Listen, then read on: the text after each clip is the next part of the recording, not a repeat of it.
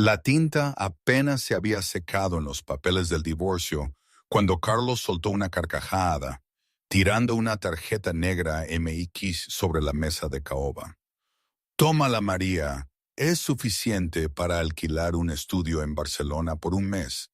Considéralo una indemnización por 2 años de matrimonio desperdiciados. Desde la esquina, Ana, su secretaria y amante, soltó una risita, redecorando mentalmente el ático de Carlos. Creían que yo era una huérfana sin un céntimo y sin ningún lugar a donde ir. Creían que estaba temblando de miedo, pero no vieron al hombre del traje de carbón sentado en silencio al fondo de la sala de juntas. No sabían que ese hombre era el señor Caldwell, el dueño del mismísimo rascacielos en el que estábamos, y mi padre.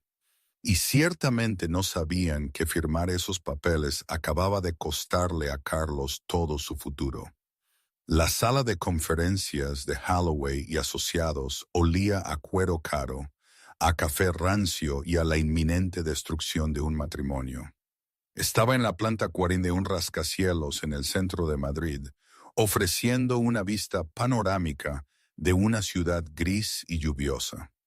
Yo estaba sentada a un lado de la larga y pulida mesa de caoba, mis manos cruzadas sobre mi regazo. Llevaba una chaqueta de punto beige sencilla, de esas que han visto tiempos mejores, y ninguna joya, ni siquiera la alianza que me había quitado hacía 3 días.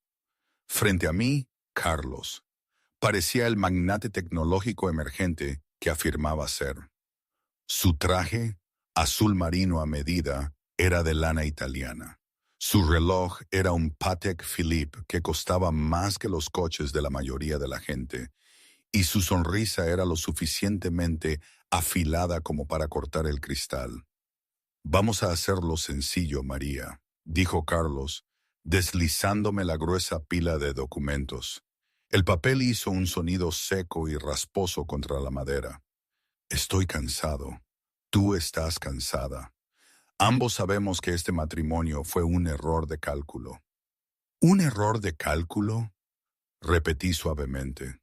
Mi voz era firme, aunque mis ojos estaban fijos en la palabra disolución, impresa en negrita en la parte superior de la página. No, no era un error de cálculo. Era una estrategia, la suya, no la mía. Pensé en todo lo que había puesto en esa relación, en esa empresa, y una rabia silenciosa, fría, empezó a bullir en mi interior. «No te hagas la víctima», suspiró Carlos, reclinándose en su silla ergonómica. «Mira, cuando nos conocimos, servías mesas en Luku. Pensé que te estaba rescatando. Pensé que estarías agradecida de ser la esposa del CEO de Nexus Stream. Pero seamos honestos, nunca estuviste hecha para este mundo. No sabes vestirte para las galas. No sabes hablar con los inversores. Eres aburrida». Agitó la mano vagamente, buscando una palabra educada y sin encontrarla. Simplemente aburrida. Una voz sonó desde la esquina de la habitación. No me inmuté. Sabía que Ana estaba allí. Ana, la asistente ejecutiva de Carlos, estaba sentada en el alféizar de la ventana, deslizando el dedo por su teléfono. Tenía 22 años, era rubia y llevaba un vestido totalmente inapropiado para un procedimiento legal. «Es que es aburrida», dijo Ana, sin levantar la vista de su pantalla. «Y cocina cosas raras. ¿Quién hace un asado para un vicepresidente de marketing? Es vergonzoso». Carlos se rió. «Exacto. El punto es, María, mi empresa está a punto de salir a bolsa. La OPI es el próximo mes. Mis abogados y mi equipo de relaciones públicas sugieren que una ruptura limpia es mejor ahora que después. Soltero queda mejor que casado con una don nadie cuando toque la campana de apertura en la bolsa». Lo miré. «Así que eso es, 2 años de matrimonio y soy un lastre para el precio de tus acciones. Es un negocio, María. No lo hagas emocional». Carlos golpeó los papeles. «Aquí está el trato. El acuerdo prenupcial dice que no obtienes nada porque no aportaste nada, pero como soy un tipo generoso, metió la mano en el bolsillo y sacó una tarjeta de crédito negra. La lanzó sobre la mesa, giró y aterrizó cerca de mi mano. Hay 10,000 euros ahí, suficiente para la fianza de un lugar en, no sé, Barcelona, algún sitio barato, y te dejaré quedarte con el Honda. El abogado sentado junto a Carlos, un hombre sudoroso llamado José, carraspeó. Señor Cross, técnicamente el Honda está arrendado a nombre de la empresa ahora. Déjala quedarse con el maldito Honda. José, espetó Carlos. Me siento caritativo. Volvió a mirarme con una sonrisa petulante. ¿Lo ves? Soy un buen tipo. Ahora firma los papeles. Tengo una reserva para almorzar en el Pérgola a la 1. Miré los papeles, luego la tarjeta de crédito. 10,000 euros. Una miseria. 2 años antes había conocido a Carlos cuando apenas empezaba Nexus Stream. Estaba estresado, a duras penas pagando las nóminas, y comía comida para llevar en la cafetería donde yo trabajaba a tiempo parcial para despejarme de mis estudios. Él no me había rescatado. Yo había escuchado sus lanzamientos. Había organizado su caótica agenda antes de que pudiera permitirse a Ena. Incluso había usado mis propios ahorros, dinero que, en ese momento, inventé que era una herencia de una abuela para cubrir el alquiler de su primera oficina cuando sus inversores se retiraron. Se había olvidado de todo eso. ¿De verdad crees que voy tras tu dinero, Carlos? Pregunté en voz baja. Todo el mundo quiere dinero, María. Especialmente la gente como tú que no tiene ninguno. Se burló Carlos. Solo firma. Deja de alargar de esto, a menos que estés esperando un milagro. Respiré hondo. Metí la mano en mi bolso. Carlos se estremeció, quizás esperando un arma o una demanda. En cambio, saqué un bolígrafo de plástico barato. No quiero tu dinero, Carlos, dije. Y no quiero el Honda. Como quieras, Carlos se rió. Más para mí, solo firma en la línea. Destapé el bolígrafo. No parecía enfadada, no parecía triste, parecía aliviada. Cuando la punta del bolígrafo tocó el papel, la pesada puerta de roble al fondo de la sala de conferencias chirrió al abrirse. La sala quedó en silencio. Normalmente, en una reunión de divorcio de alto riesgo en Holloway y asociados, las interrupciones estaban prohibidas. El señor José, el abogado, se levantó de inmediato, su cara enrojecida. Disculpe, ladró José, esto es una mediación privada. No puede simplemente entrar aquí. Un hombre entró en la habitación. Era mayor, quizás en la década de los 60, con el pelo plateado peinado impecablemente hacia atrás. Llevaba un traje de 3 piezas de carbón que no gritaba dinero. Lo susurraba. Era el tipo de sastrería donde no se veía ninguna etiqueta porque el sastre sabía que el nombre del cliente era la única marca que importaba. Caminaba con un bastón, no por necesidad, sino como un accesorio de autoridad. No dijo una palabra. Simplemente caminó hasta el extremo de la habitación, sacó una silla en las sombras, lejos de la mesa principal, y se sentó. ¿Quién es este?, exigió Carlos, girando su silla. Seguridad. José, llama a seguridad. El anciano apoyó las manos en la parte superior de su bastón y me miró. Sus ojos eran de un penetrante azul gélido, idénticos a los míos. Soy un observador, dijo el hombre. Su voz era profunda, ronca, y tenía un acento que sonaba a dinero viejo de Madrid mezclado con internados europeos. Por favor, continúen. No me molesten. ¿Un observador?, se burló Ana saltando del alféizar de la ventana. ¿Qué es esto? ¿Un deporte de espectadores? Fuera, viejo. Carlos, Haz que se vaya, huele a naftalina. Carlos se puso de pie ajustándose los puños con agresividad. Mira, quien quiera que seas, sal de aquí. Soy Carlos Cross, CEO de Nexus Stream. Alquilo todo este piso para mi asesoría legal. Estás allanando la propiedad. El anciano no parpadeó. Metió la mano en el bolsillo de su chaqueta, sacó un par de gafas y se las puso. Usted alquila los servicios legales, señor Cross. No es el dueño del edificio. Según tengo entendido, el edificio pertenece a Caldwell Holdings. Carlos hizo una pausa. Entonces, ¿qué es usted? ¿El conserje comprobando las luces? Algo así, dijo el hombre secamente. Me dijeron que había una disputa con respecto a los bienes. Disfruto viendo cómo la generación emergente maneja los negocios. El señor José, el abogado, de repente se puso muy pálido. Entrecerró los ojos mirando al hombre del fondo. Miró el pelo plateado, el corte específico de la solapa, el anillo de oro en el dedo meñique. Señor Cross, siseó José en voz baja. Siéntese. ¿Qué? Espetó Carlos. Solo siéntese, susurró José, con la voz temblorosa. Déjelo quedarse. ¿Por qué? Porque si montamos un número, la administración del edificio podría revocar nuestros privilegios de arrendamiento. Mintió José sudando profusamente. Él sabía exactamente quién era el hombre. Había visto su cara en el retrato del vestíbulo cada mañana durante 15 años, pero el miedo lo paralizaba.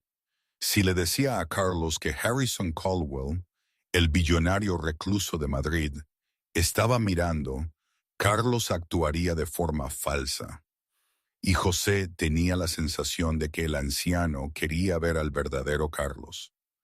Carlos puso los ojos en blanco y se sentó. Bien, como sea. Si al viejo cascarrabias le da morbo ver un divorcio, que mire. Total, ya está hecho. Se volvió hacia mí.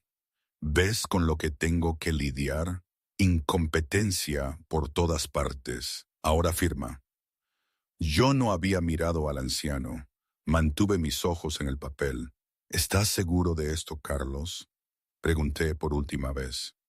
Una vez que firme esto, no hay vuelta atrás. Saldré de aquí y ya no seré tu esposa. Pierdes todo derecho sobre mí y yo pierdo todo derecho sobre ti. Separación total. Ese es literalmente el sueño, María. Carlos sonrió. Voy a firmar un acuerdo con Caldwell Group la próxima semana. ¿Sabes quiénes son? Claro que no.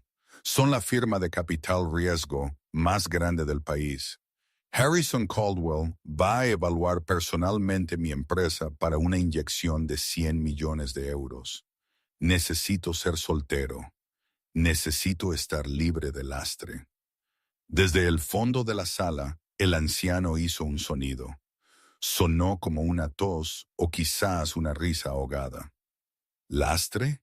Repitió el anciano. Eso es lo que es una esposa. Carlos no se giró. Una esposa que no aporta nada.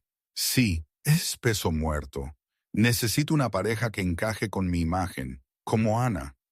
Ana sonrió radiante, acercándose para rodear el cuello de Carlos con los brazos.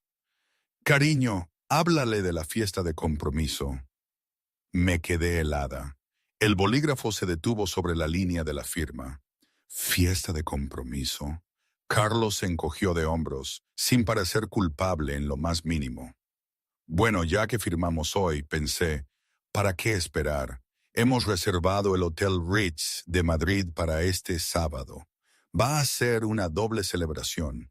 Mi divorcio y mi compromiso con Ana. Va a ser el evento de la temporada. La alta sociedad, inversores, prensa. Me miró con falsa compasión. Te invitaría, pero seguridad tendrá una lista. Sentí un frío instalarse en mi pecho. Ya no era desamor, era claridad. ¿Reservaste el Ritz? Dije. El gran salón. se jactó Ana. Todo de primera. 10,000 euros solo en flores. Interesante, murmuré. Miré más allá de Carlos, más allá de Ana, y mis ojos se encontraron con los del anciano al fondo de la sala. El anciano me dio un asentimiento apenas perceptible. Era una señal. Permiso concedido. Presioné el bolígrafo sobre el papel. Firmé mi nombre con una caligrafía fluida y elegante. Maria Caldwell Cross. Luego pasé a la página siguiente.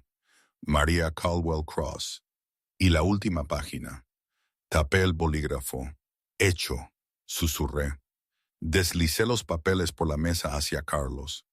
Por fin, Carlos los agarró, comprobando las firmas. Dios, qué doloroso. José, registra esto de inmediato. Quiero la sentencia definitiva para el viernes. Se puso de pie, abotonándose la chaqueta. Agarró la mano de Ana. Vamos, cariño, a celebrar. Necesito un trago. Me miró una última vez. Yo seguía sentada allí, con las manos cruzadas. Puedes quedarte el bolígrafo, dijo Carlos magnánimamente. Y no olvides tu tarjeta de crédito de pacotilla. Él y Ana se giraron para irse. Pasaron junto al anciano en la parte de atrás. Carlos se detuvo. Ye viejo, el espectáculo terminó. Puedes volver a desatascar retretes o lo que sea que hagas. El anciano no se movió, solo sonrió, una fría sonrisa de tiburón. El espectáculo, dijo el anciano, acaba de empezar, señor Cross. Carlos frunció el ceño, confundido por un segundo. Pero luego sacudió la cabeza y salió de la habitación. Los tacones de Ana resonaban ruidosamente detrás de él. La puerta se cerró de golpe. La habitación quedó en silencio. El señor José, el abogado, temblaba tanto que sus gafas se le resbalaron por la nariz. Se levantó y se inclinó profundamente ante el hombre del fondo. Señor Caldwell, tartamudeó José. Yo no tenía idea. Harrison Caldwell ignoró al abogado. Se puso de pie, apoyándose en su bastón, y caminó hacia la mesa donde yo estaba sentada. No me levanté, solo miré mis manos. Harrison llegó a la mesa, miró los papeles de divorcio firmados, luego la tarjeta de crédito negra que Carlos había arrojado, y finalmente a mí. Te llamó lastre, dijo Harrison suavemente. Levanté la vista, las lágrimas finalmente brotaban de mis ojos, aunque me negaba a que cayeran. Hola, papá. Harrison Caldwell, el billonario dueño del edificio, el jefe del Caldwell Group, y el hombre a quien Carlos estaba desesperado por impresionar la próxima semana, suspiró. Extendió la mano y me puso una mano cálida en el hombro. Te dije que era un tonto, María, dijo Harrison, pero nunca me di cuenta de que era suicida. Harrison recogió la tarjeta de crédito que Carlos había arrojado, la indemnización de 10,000 euros. La inspeccionó con asco. 10,000 euros, reflexionó Harrison, para la heredera del imperio Caldwell. Arrojó la tarjeta a la papelera de la esquina. Ven, querida, tenemos mucho que hacer. Si quiere una fiesta de compromiso en el Ritz el sábado, creo que debemos asegurarnos de que reciba exactamente lo que se merece. Él cree que ha reservado el gran salón, papá. Me limpié el ojo. Pero, ¿el tío Cayetano no es dueño del Ritz? Sí lo es. Harrison sonrió con malicia. Y creo que es hora de que Carlos aprenda que en esta ciudad no se muerde la mano que te da de comer, especialmente cuando esa mano sostiene toda tu hipoteca. Harrison me ofreció su brazo. Vamos de compras. Necesitas un vestido para una fiesta de compromiso. A veces, cuando no podía dormir por las noches, pensaba en mi abuela, la que supuestamente me había dejado esa herencia para cubrir las deudas de Carlos. Ella siempre me decía que el dinero no da la felicidad, pero sí la tranquilidad para pensar. Y en ese momento, Lo único que sentía era una tormenta en la cabeza. Su recuerdo me traía una punzada de nostalgia por una vida que había dejado atrás, una vida sencilla en nuestro pueblo natal en Andalucía, muy lejos de los rascacielos de Madrid y los dramas financieros. Anhelaba la paz de sus historias y el olor a jazmín de su jardín. Un momento, necesito hacer una pausa aquí. Todo esto, la situación con Carlos, era en realidad una locura total. Es decir, piénsalo, un magnate supuestamente enamorado que de repente te tira 10.000 euros y te desprecia delante de todos. En mi casa mi padre siempre decía, ese hombre está loco de atar. Siempre fue un poco excéntrico, pero no le faltaba razón. Y yo que me había negado a tocar su dinero durante años, buscando mi propia identidad, mi propia valía. ¿Era esto lo que quería? ¿Esta venganza calculada? En el fondo, supongo que sí. Era un ajuste de cuentas, un eco de todas las veces que me había sentido pequeña a su lado.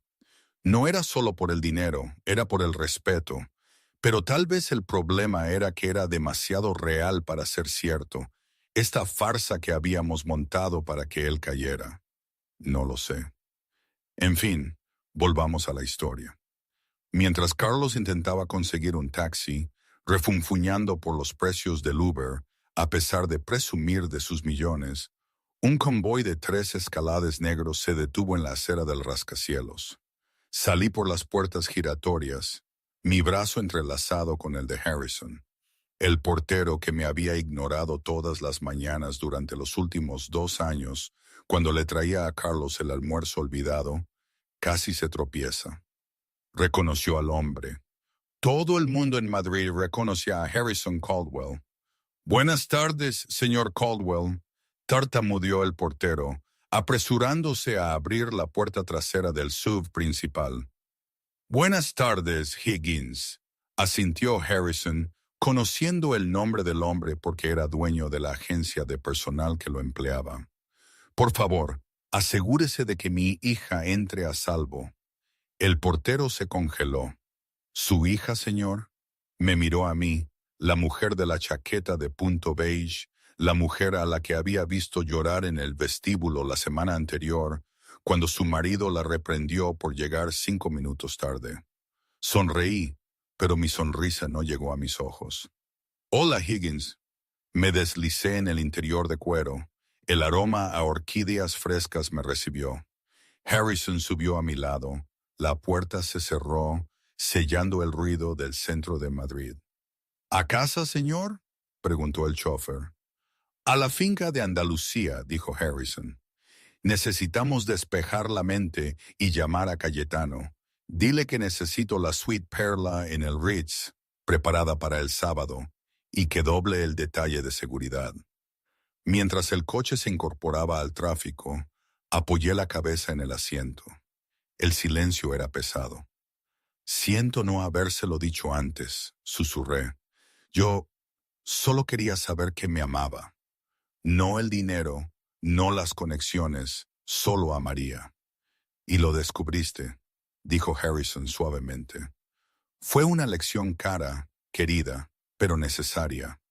Pasaste 2 años interpretando el papel de una esposa que apoyaba a un narcisista. Cocinaste, limpiaste, llevaste sus libros en secreto.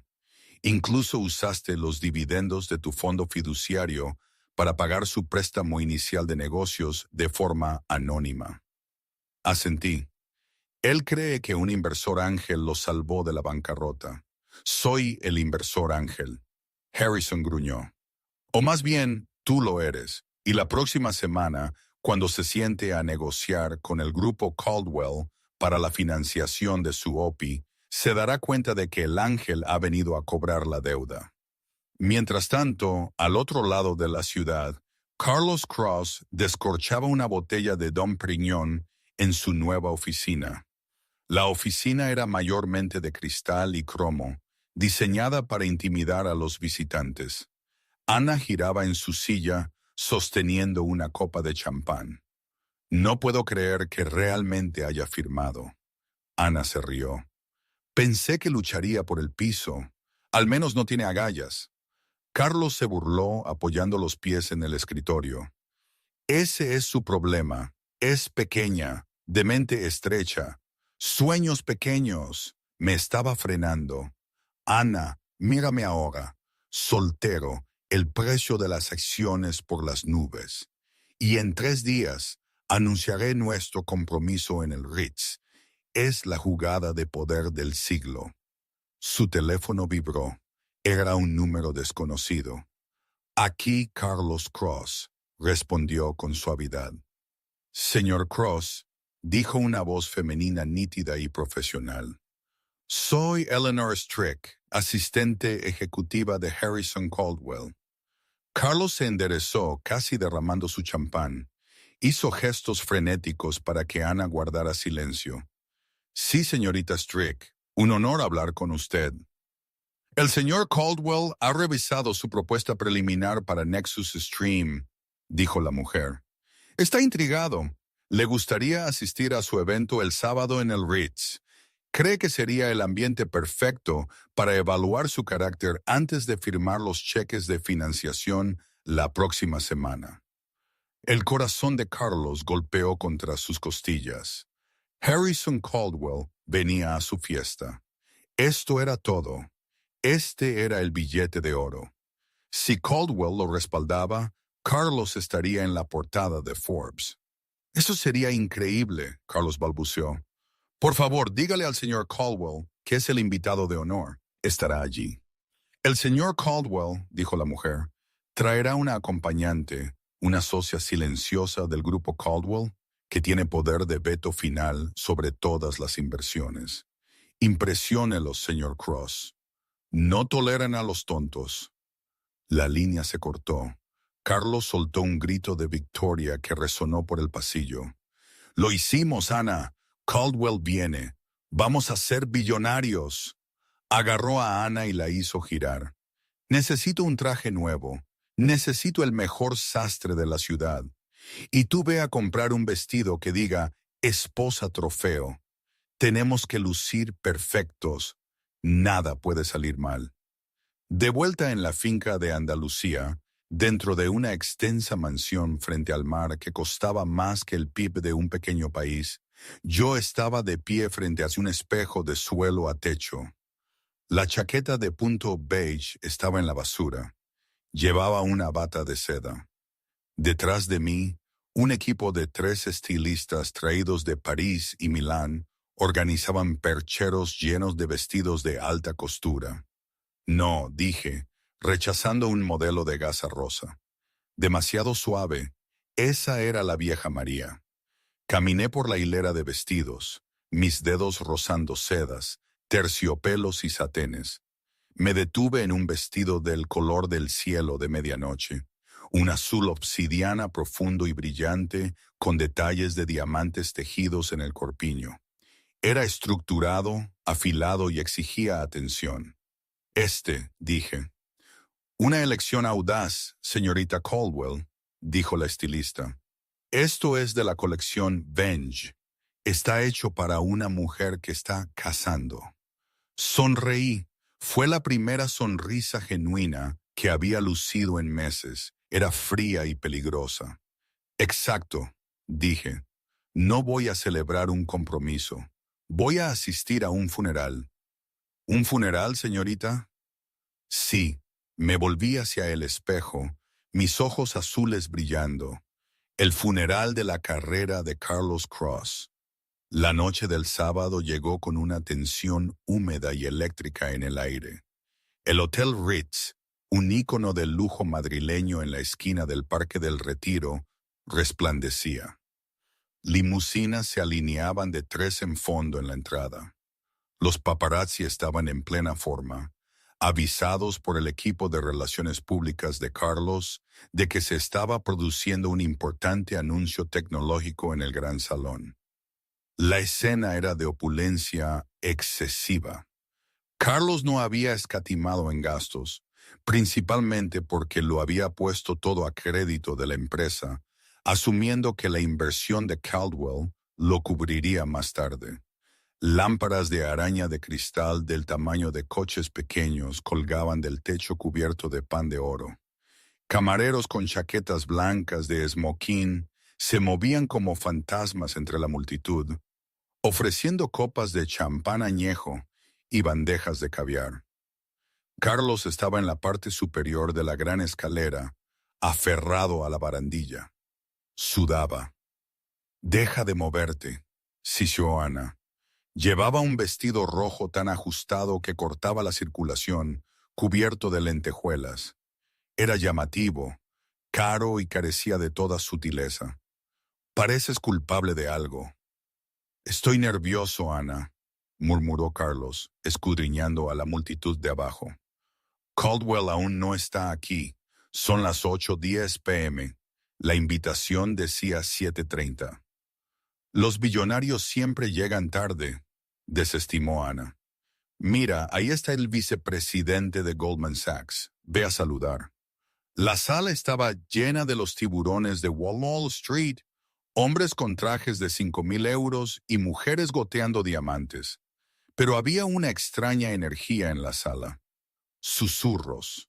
El señor José, el abogado que había supervisado el divorcio hacía 3 días, estaba cerca de la barra, bebiendo whisky como si fuera agua. Se veía pálido. Cada vez que las puertas del salón de baile se abrían, se encogía. «¡José!», gritó Carlos bajando las escaleras. «¿Por qué pareces haber visto un fantasma? Anímate, esta noche es la noche». José miró a Carlos con una mezcla de lástima y terror. «Señor Cross, ¿ha comprobado la lista de invitados correctamente?» «Por supuesto», se burló Carlos. «¿Por qué?» «Sin razón», murmuró José, volviendo a su bebida. «Solo buena suerte». En ese momento, la música, un cuarteto de cuerda en vivo tocando Mozart, se detuvo abruptamente. Las pesadas puertas dobles de la entrada del salón de baile se abrieron de par en par. Un silencio se apoderó de la sala. No era el silencio cortés de una llegada. Era el silencio sobrecogedor del poder entrando en un vacío. Harrison Caldwell estaba en el umbral. Parecía un rey regresando a su corte. Llevaba un esmoquín que le quedaba tan perfectamente que parecía una segunda piel. Sostenía su bastón, su cabello plateado brillaba bajo las arañas de cristal. La sala jadeó. Harrison Caldwell nunca iba a fiestas. Era un mito, un recluso. Su presencia aquí validaba a Carlos Cross al instante. El rostro de Carlos se iluminó. Se alisó la chaqueta y comenzó a correr hacia adelante. «Señor Caldwell, lo logró». Pero Harrison no se movió. Se quedó allí esperando. Se giró ligeramente y extendió su mano hacia el pasillo. Y el anunciador en la puerta, con la voz ligeramente temblorosa, anunció con un estruendo: «Señorita María Caldwell». El nombre se mantuvo en el aire por un segundo. Caldwell. Carlos se congeló a mitad de camino. Parpadeó. ¿María? No, no podía ser. Su María era una don nadie. Su apellido era... Bueno, en realidad no podía recordar su apellido de soltera porque nunca se molestó en preguntar por su familia. Entonces salía a la luz. Era yo. Pero no era la María que vestía chaquetas de punto beige y se disculpaba por existir. Esta mujer era una estatua de venganza tallada en hielo y diamantes. El vestido azul medianoche abrazaba mis curvas. La abertura que subía por la pierna revelaba unos tacones que parecían lo suficientemente afilados como para matar. Mi cabello, normalmente recogido en un moño desordenado, caía en ondas pulidas sobre mis hombros. Alrededor de mi cuello brillaba un collar de zafiros que era famoso por haber pertenecido a la familia Romanov rusa, una joya que valía más que toda la empresa de Carlos. Tomé el brazo de mi padre, levanté la barbilla, mis ojos barrieron la sala, desestimando a los cientos de invitados hasta que se fijaron en Carlos. No sonreí, solo lo miré. Oh, Dios mío, susurró Ana, dejando caer su bolso de mano. ¿Esa es la esposa? Carlos sintió que la sangre se le escurría de la cara. Sus rodillas flaquearon ligeramente. No, eso es imposible. Ella está en la ruina. Le di 10,000 euros. La multitud se abrió como el mar rojo mientras Harrison y yo entrábamos en la sala. El silencio era ensordecedor. Todos los ojos estaban puestos en nosotros.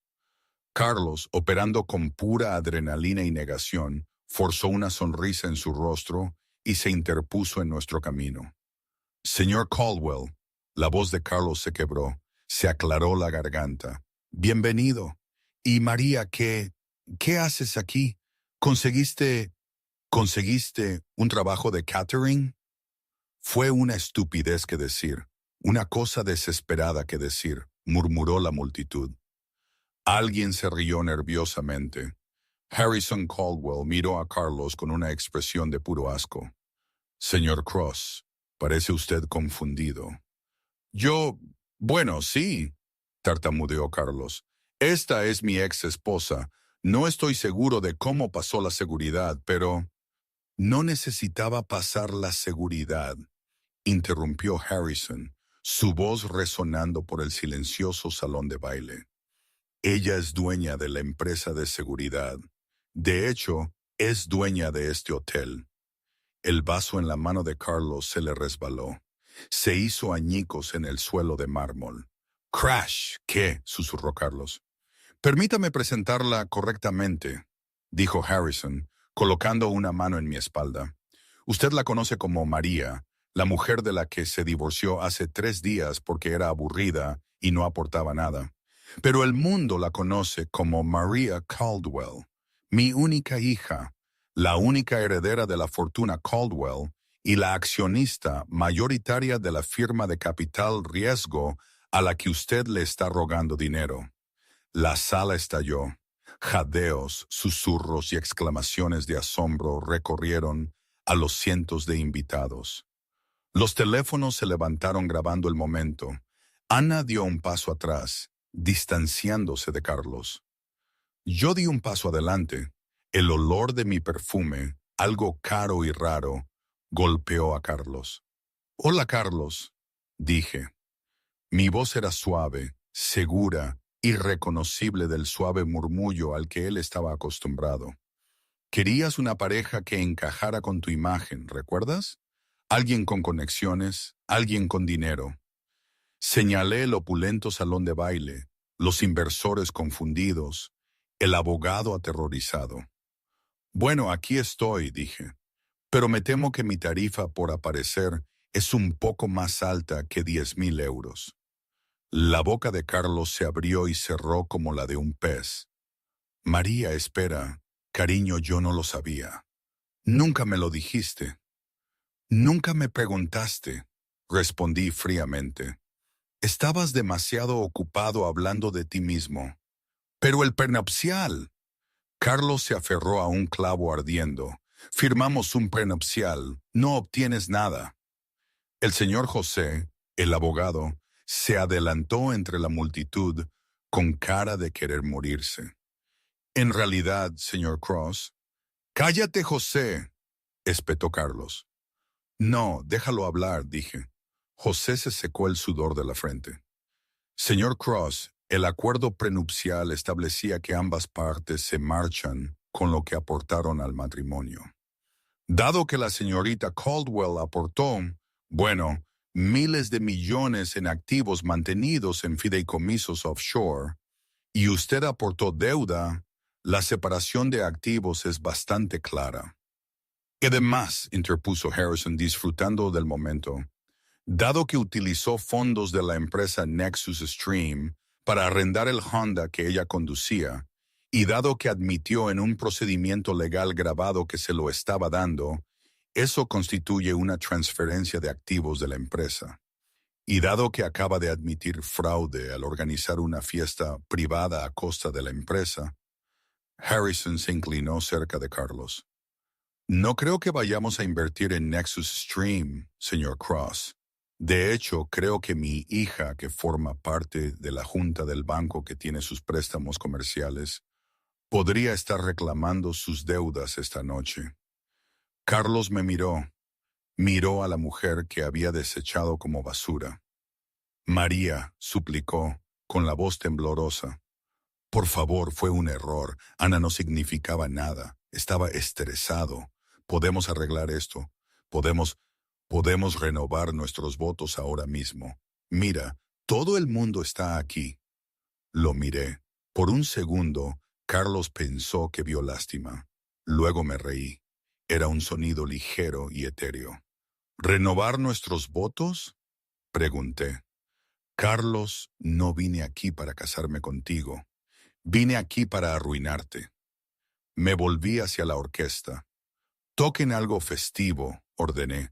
Me apetece bailar. Mientras la música aumentaba, Carlos se quedó en medio de los cristales rotos de su copa de champán, viendo cómo el amor de su vida y la fortuna que había perseguido durante años se alejaban en los brazos de un apuesto conde europeo que acababa de invitarme a bailar. La trampa se había cerrado y Carlos era la rata atrapada en el medio. Ana me lo contó semanas después, o meses, la verdad, no recuerdo cuándo exactamente. Ella decía que todo había sido un error, que Carlos nunca habría hecho todo eso si hubiera sabido quién era yo. Pero yo sabía que no era cierto. Para ella, esa noche en el Ritz fue un terremoto personal. Estaba en una esquina del gran salón, con los ojos bien abiertos, viendo cómo su futuro de esposa trofeo se hacía pedazos. Ella me dijo que su vestido, ese que Carlos le había pedido para decir que era una esposa trofeo, de repente se sentía barato y vulgar a mi lado. Supongo que lo que para mí era una liberación calculada, para ella fue la revelación de que no estaba en la cima, sino que era simplemente un peón más en el juego de Carlos. Ella vio el pánico en su cara antes de que yo lo viera, la forma en que sus ojos vidriosos no podían asimilar que yo, la mujer que cocinaba sus asados, fuera en realidad Maria Caldwell. En ese momento, ella supo que su jugada había terminado, y supongo que, aunque me odiaba, también me admiraba. ¿No es una locura cómo la gente puede sentir cosas tan contradictorias? El fracaso es contagioso, la humillación una enfermedad terminal, especialmente en esos círculos. Carlos estaba congelado. La multitud se apartaba físicamente de él. ¡Carlos! Un siseo en su oído. Era Ana. Él se volvió hacia ella, desesperado por una aliada. Ana, escucha, tenemos que darle la vuelta a esto. Podemos decir que lo sabía desde el principio, que fue una separación estratégica por motivos fiscales. Ana lo miró como si fuera una cucaracha en el dobladillo de su vestido caro. No lo miraba a la cara. Miraba más allá de él, al apuesto conde europeo que me hacía girar en la pista de baile. Miraba los diamantes de mi cuello. ¡Idiota!, espetó Ana. ¡Eres un completo! ¡Qué cariño, estamos juntos en esto!, suplicó Carlos, intentando agarrarle el brazo. Ella le apartó el brazo. No me toques. Me dijiste que era una camarera. Me dijiste que era una don nadie. Me hiciste parecer una tonta delante de Harrison Caldwell. No lo sabía. Eso es peor, chilló Ana, su voz elevándose por encima de la música. Viviste con ella 2 años y no sabías que valía miles de millones. No eres un CEO, Carlos. Eres un perdedor ciego e incompetente. Se quitó el anillo de compromiso del dedo, un diamante de 3 quilates que Carlos había comprado a crédito el día anterior, y se lo arrojó al pecho. Estoy harta. No me llames. Tengo que ir a buscar a alguien que realmente pueda pagar mi Uber. Ana se marchó furiosa, abriéndose paso entre la multitud hacia el bar, donde inmediatamente comenzó a charlar con un vicepresidente de JP Morgan. Carlos se quedó solo. El anillo rebotó en su pecho y rodó debajo de una mesa. Ni siquiera lo persiguió. De repente lo rodearon, no con buenos deseos, sino con los lobos que él había invitado. Cross era Simon Trent, uno de sus inversores ángel. ¿Es cierto? ¿Caldwell tiene la deuda de la ronda Serie B? Simón, déjame explicarte. No quiero explicaciones, ladró Trent. Quiero mi capital. Si Harrison Caldwell es hostil contigo, esta empresa está muerta. Voy a activar la cláusula de recuperación esta noche.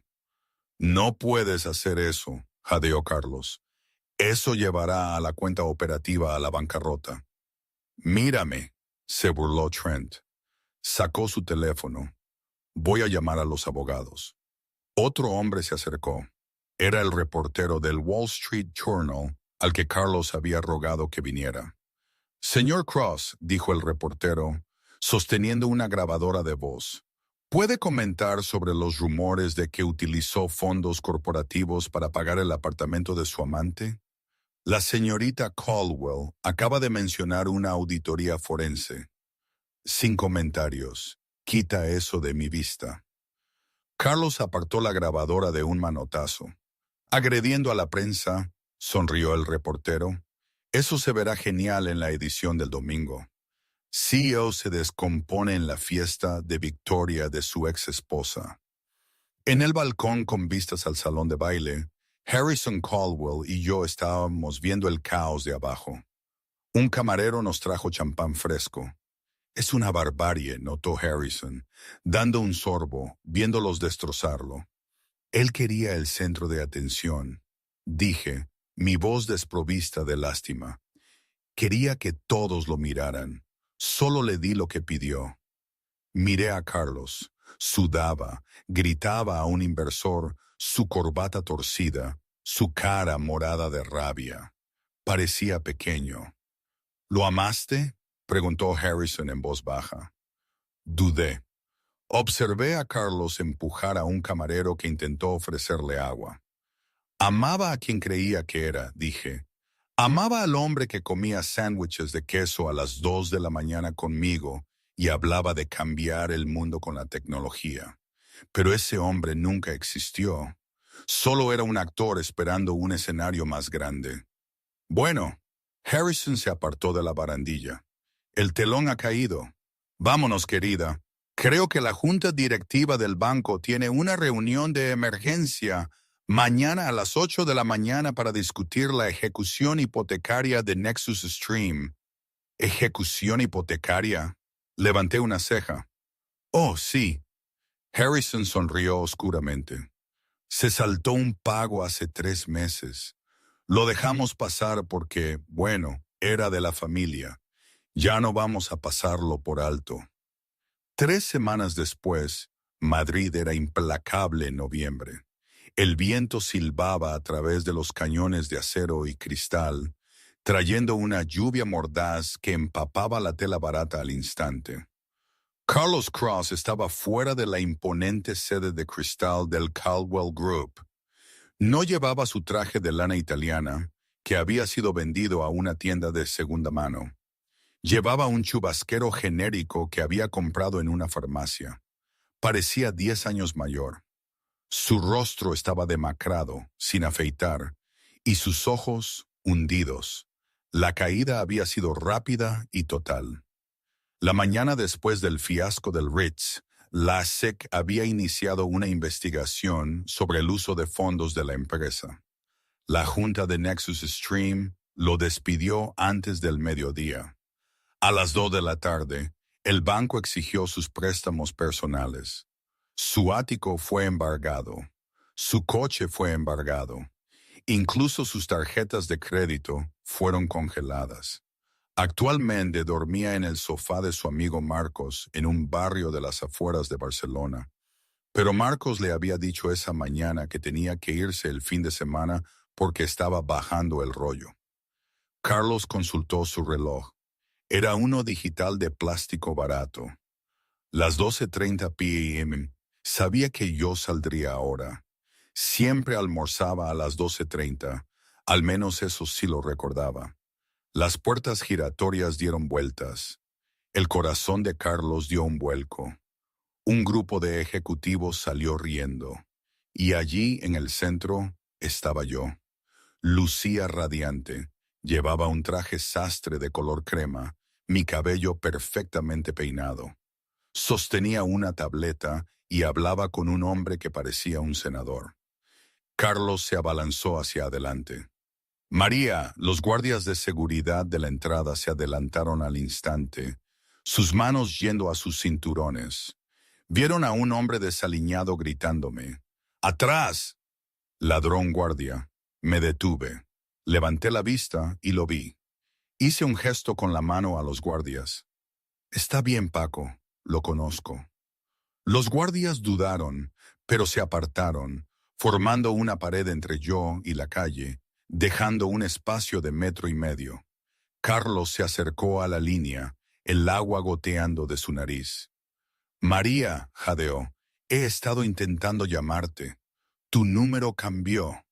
Así fue, dije agradablemente.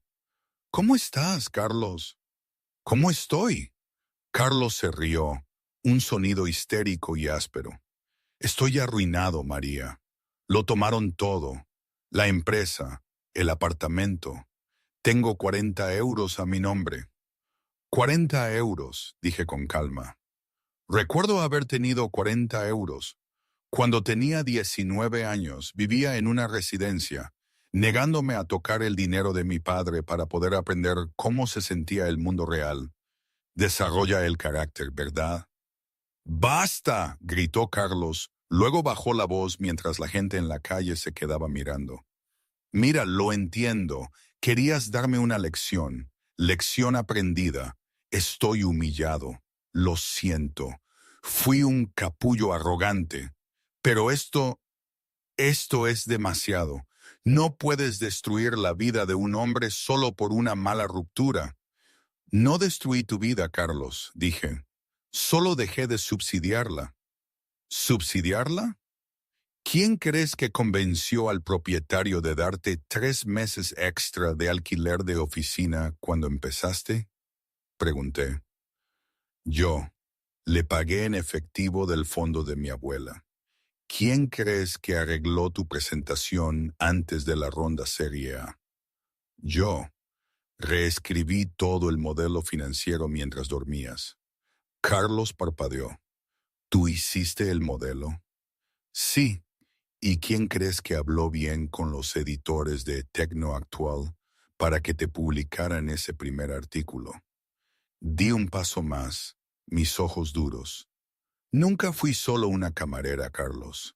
Fui tu socia. Fui el motor que mantuvo funcionando tu oxidado cochecito. Simplemente nunca te molestaste en mirar debajo del capó. Carlos se desplomó. La lluvia era fría, pero la verdad era más fría. Se dio cuenta, con un estremecimiento nauseabundo, de que yo tenía razón. Cada vez que tuvo un golpe de suerte en los últimos 2 años, yo había estado allí en segundo plano, sonriendo, dándole café, diciendo, todo saldrá bien. Había confundido mi competencia con invisibilidad.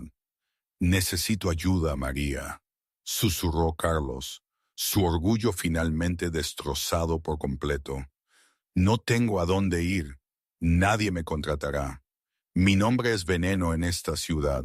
Por favor, solo un préstamo o un trabajo. Barreré los suelos. Cualquier cosa. Lo miré. Miré al hombre que me había arrojado una tarjeta de crédito y me había dicho que me mudara a Barcelona.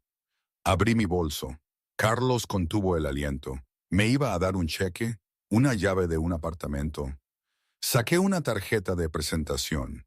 Era blanca lisa con un número de teléfono. Este es el número de una agencia de contratación en Toledo, dije, entregándosela.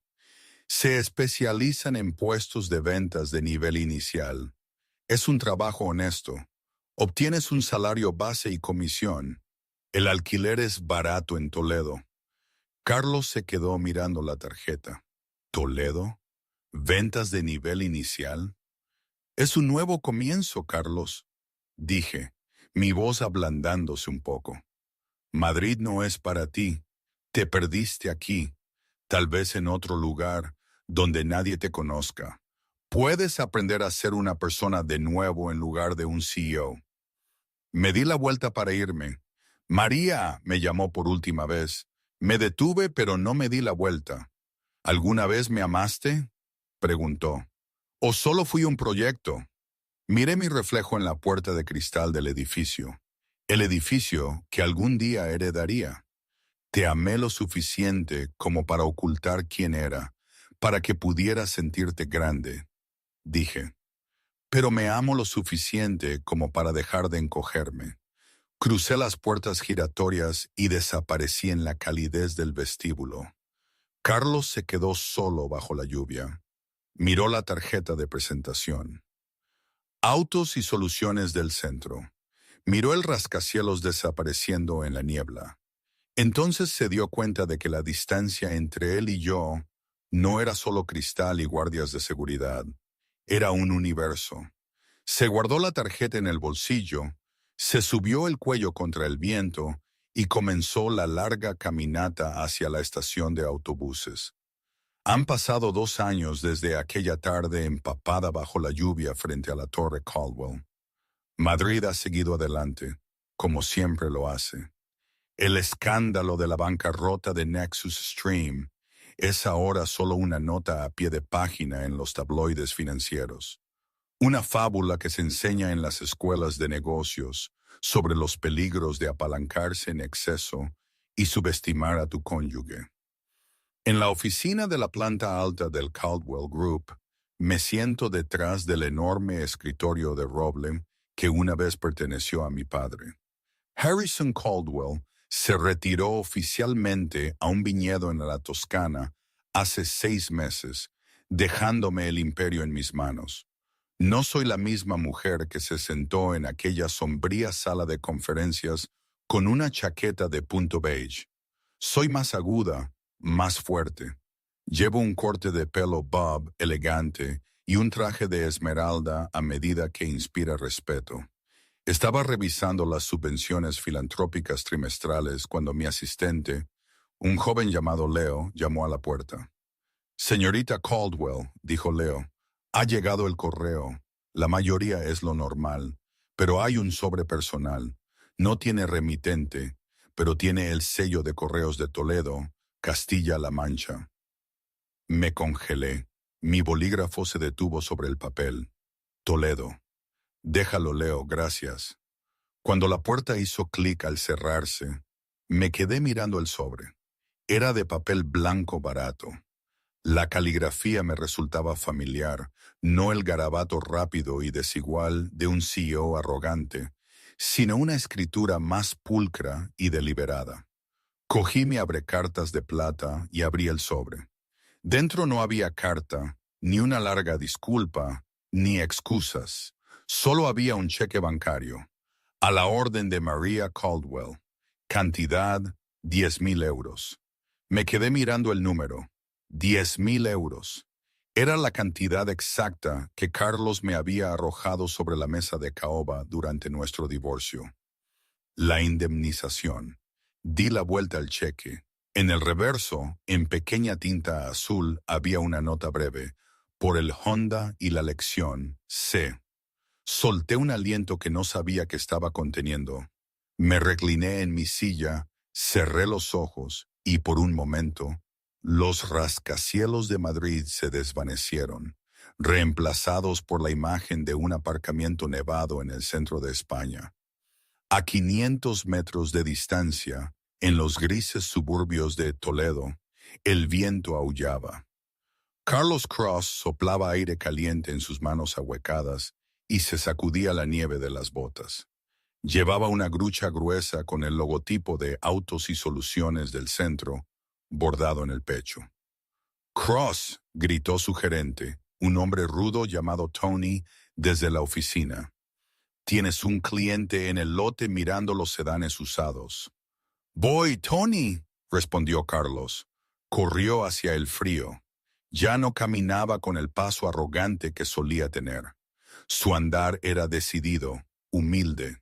Se acercó a una joven pareja que tiritaba junto a una fila de coches. Parecían aterrorizados, claramente comprando su primer coche juntos, probablemente preocupados por los informes de crédito y las cuotas iniciales. «Buenas tardes, señores», dijo Carlos con una sonrisa genuina. Una sonrisa que ahora sí llegaba a sus ojos. «Un día frío hoy.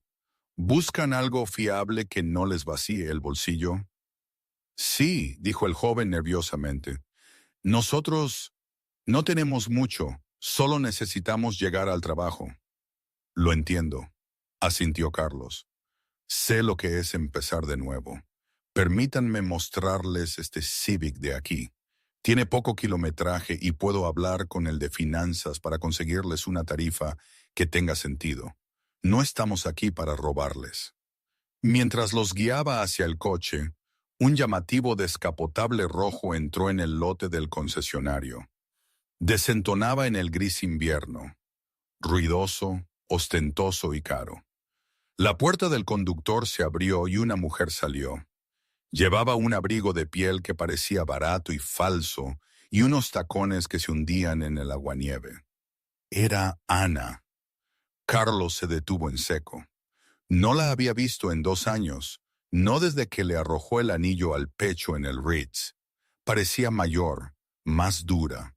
Su maquillaje era demasiado pesado, intentando cubrir las líneas de estrés. Ella lo vio y sonrió acercándose. Bueno, se rió mirándole la chaqueta. «Mírate, el gran Carlos Cross vendiendo coches usados en la España profunda». Carlos se excusó con la joven pareja. «Un momento, por favor», y se acercó a ella. Ya no sentía la antigua ira, solo sentía lástima. «Hola, Ana. ¿Qué haces en Toledo?» «Visitando a la familia», mintió con suavidad. «Pensé en buscarte. Escuché que estabas aquí». Ella lo miró de arriba abajo, relamiéndose los labios. «Sabes, Carlos, Madrid es aburrida. Y rompí con ese banquero. Era un tacaño. Tal vez podríamos tomar algo. Por los viejos tiempos. Seguro que estás solo aquí». Ella se acercó, su mano buscando la cremallera de su chaqueta. «Éramos buenos juntos, Carlos. Éramos una pareja poderosa. Tal vez podamos encontrar una manera de salir de aquí juntos». Carlos miró su mano. Recordó lo fácil que se había vuelto en su contra cuando el dinero desapareció. Recordó la humillación. Suavemente le tomó la mano y la retiró de su abrigo. «No estoy solo, Ana», dijo Carlos suavemente. Se giró y señaló la ventana de cristal del concesionario. Dentro, sentada en el mostrador de recepción, había una mujer. No era una modelo, no era rica. Era la recepcionista, Sara. Tenía el pelo castaño, una sonrisa amable y actualmente estaba tejiendo una bufanda. Levantó la vista, vio a Carlos y saludó felizmente. Carlos le devolvió el saludo. «Tengo todo lo que necesito aquí mismo», le dijo Carlos a Ana, «y tengo clientes esperando, gente que necesita ayuda, no una actuación». «Eres patético», se burló Ana, con el ego herido. «Eres un don nadie». «Tal vez», Carlos se encogió de hombros, «pero al menos duermo por las noches». Se dio la vuelta y volvió con la joven pareja junto al Civic. «Lo siento», les dijo Carlos, «solo un fantasma del pasado. Ahora permítanme mostrarles el espacio del maletero de esta belleza». Mientras les explicaba la garantía, sintió una ligereza en el pecho que no había sentido en años. Había enviado el cheque esa mañana. Le había tomado 2 años de ahorrar cada comisión, comer ramen y vivir en un estudio para reunir 10,000 euros. Estaba de nuevo en la ruina, pero su deuda estaba pagada. De vuelta en Madrid, levanté el teléfono. «Departamento de Finanzas», dije. «Sí, señorita Caldwell. Voy a enviar un cheque de 10,000 euros. Deposítelo en el fondo de becas segunda oportunidad». Por supuesto, ¿debemos indicar el nombre del donante? Miré el cheque una última vez antes de dejarlo en la bandeja de salida. Pensé en el hombre con el que me había casado, el hombre que quería conquistar el mundo, y el hombre que finalmente había aprendido que el mundo no era algo que se conquistaba, era algo que se ganaba. Liste al donante como anónimo, dije. Me puse de pie y caminé hacia la ventana de suelo a techo. El sol se estaba poniendo sobre el Parque del Retiro, proyectando un resplandor dorado sobre la ciudad. Ya no estaba enfadada. El karma había completado su círculo. Él había perdido los millones que no merecía, pero quizás en la nieve de Toledo había encontrado el alma que había perdido. Sonreí, toqué el frío cristal y susurré a la ciudad de abajo. Estamos a mano, Carlos. Por fin estamos a mano. Apagué las luces de mi oficina y salí por la puerta, lista para encontrarme con mi padre para cenar. Caminé con la cabeza alta, no por mis miles de millones, sino porque sabía exactamente quién era. Y esta vez nadie me subestimaría de nuevo. ¿Y hoy? La verdad es que no lo sé. A veces pienso que fue lo mejor que pudo pasarme. Otras veces siento que cometí un error. Probablemente ambas cosas. Así es la vida, ¿verdad?